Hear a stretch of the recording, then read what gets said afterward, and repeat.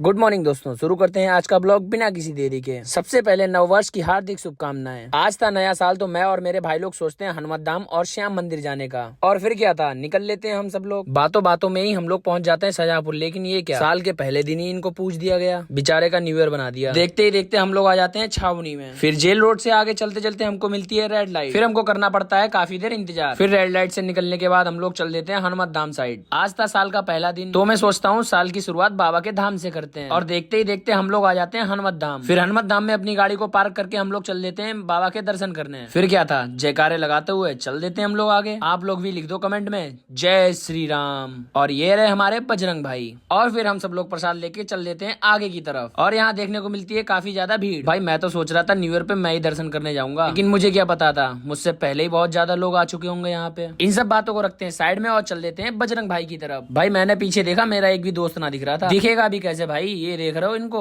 दीपक तो ऐसे जला रहे हैं जैसे बजरंग भाई इनको ही सिर्फ आशीर्वाद देंगे। देख रहे हो विनोद, भगवान की पूजा में इनका ध्यान ना है, इनका ध्यान था मेरी साइड, क्योंकि मैं बना रहा था इनकी वीडियो। और इनकी खुशी तो देखो, इनके चेहरे पे ही चमक रही है। एक तरफ जोड़ रहे भगवान के हाथ, दूसरी तरफ तो ये दिखा रहा है हम हनी पाजी के फैन है। और फिर हम सब लोग चल लेते हैं ऊपर की साइड। जितनी भीड़ नीचे से ना दिख रही, उतनी भीड़ तो ऊपर जाके दिख रही है। भाई हनुमान जी भी कंफ्यूज हो गए होंगे आज तो, कि कौन सच्चे मन से पूजा कर रहे हैं और कौन दिखावा करने आया है खाली। फिर नीचे आके हमने लोगों ने लगाए जयकारे।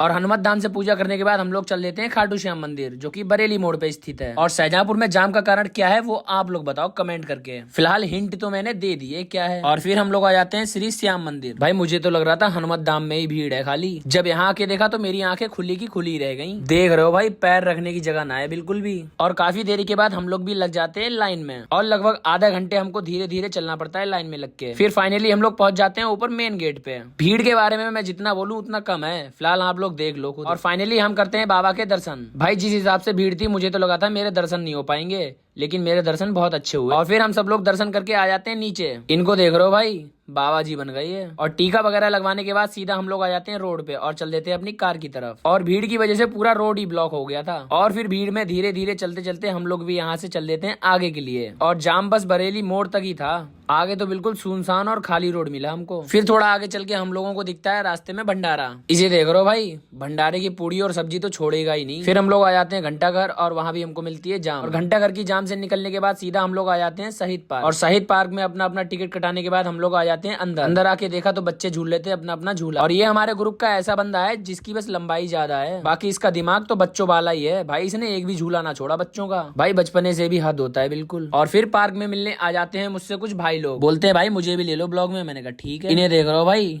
इंस्टाग्रामर ही कहते हैं, बहमो गधी। वहाँ टाइम स्पेंड करने के बाद हम लोग निकल लेते हैं अपने अपने घर की तरफ। और हंसी मजाक करते करते हम लोग आ जाते हैं फैक्ट्री। उम्मीद करता हूँ आपको ये ब्लॉग पसंद आया होगा। आज के ब्लॉग का एंड करते हैं यहीं पे, मिलते हैं कल, तब तक के लिए बाय।